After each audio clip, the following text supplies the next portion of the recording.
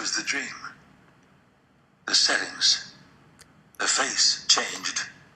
Little of it passed the structure, survived the first cup of coffee and flat beige benzodrine pill. It might be a vast lorry park just at dawn. The pavement newly hosed, mottled in grease browns, the hooded olive trucks standing each with a secret, each waiting.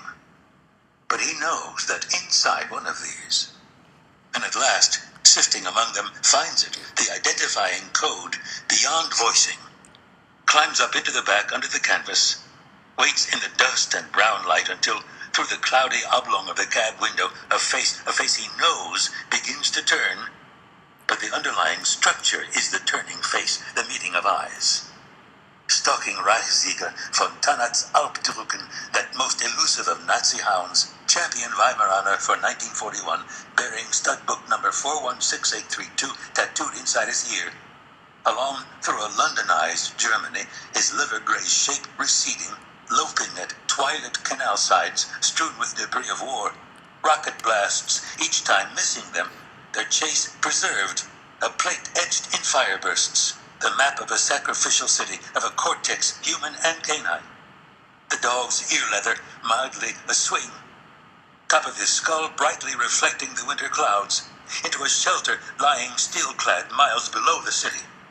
An opera of Balkan intrigue in whose hermetic safety, among whose clusters of blue dissonance, unperiodically stressed, he's unable to escape completely because of how always the Reichsieger persists, leading, serene, uncancelable, and to the literal pursuit of whom he thus returns, must return time and again in a feverando, until at last they're on some hillside at the end of a long afternoon of dispatches from Armageddon, among scarlet banks of bougainvillea, golden pathways where dust is rising, pillars of smoke far away over the spidery city they've crossed, voices in the air telling of South America burned to cinders, the sky over New York glowing purple with a new all-sovereign death ray.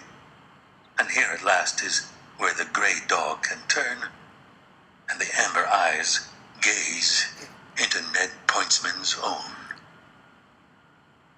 Each time, each turning, his own blood and heart are stroked, beaten, brought jubilantly high and triggered to the icy noctiluca, to flare and fusing thermite as he begins to expand, an uncontainable light as the walls of the chamber turn a blood glow, orange, then white, and begin to slip, to flow like wax, what there is of labyrinth collapsing in rings outward, hero and horror, engineer and Ariadne consumed, molten inside the light of himself, the mad exploding of himself.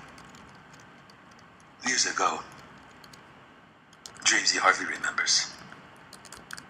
The intermediaries come long since between himself and his final beast. They would deny him even the little perversity of being in love with his death.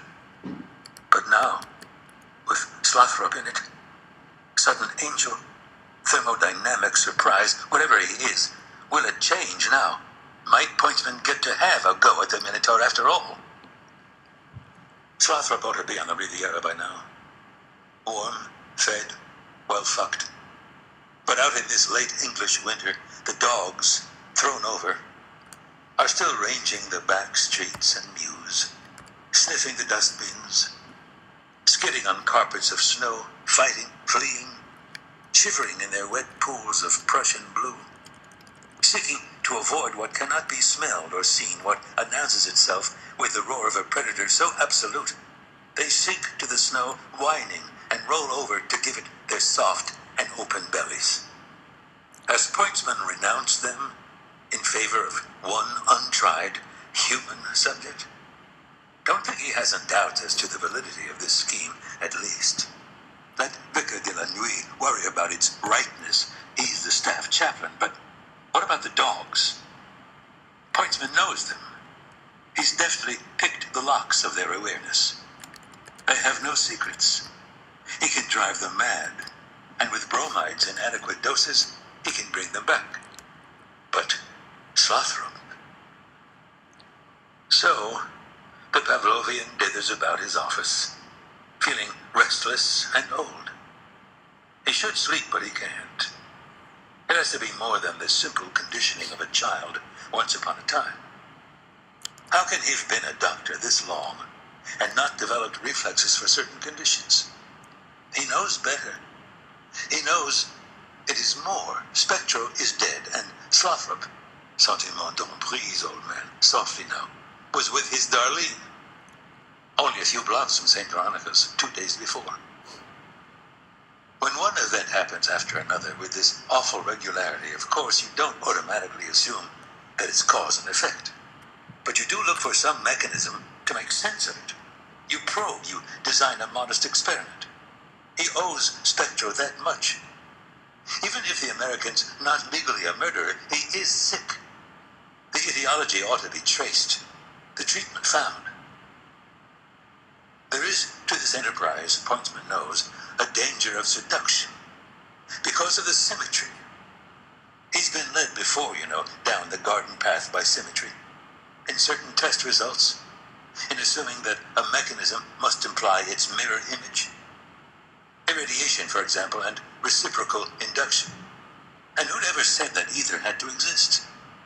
Perhaps it'll be so this time, too. But how it haunts him, the symmetry of these two secret weapons. Outside, out in the blitz, the sounds of V1 and V2, one the reverse of the other. Pavlov showed how mirror images inside could be confused. Ideas of the opposite, but what new pathology lies outside now? What sickness to events, to history itself, can create symmetrical opposites like these robot weapons? Sign and symptoms. Was Spectro right? Could outside and inside be part of the same field?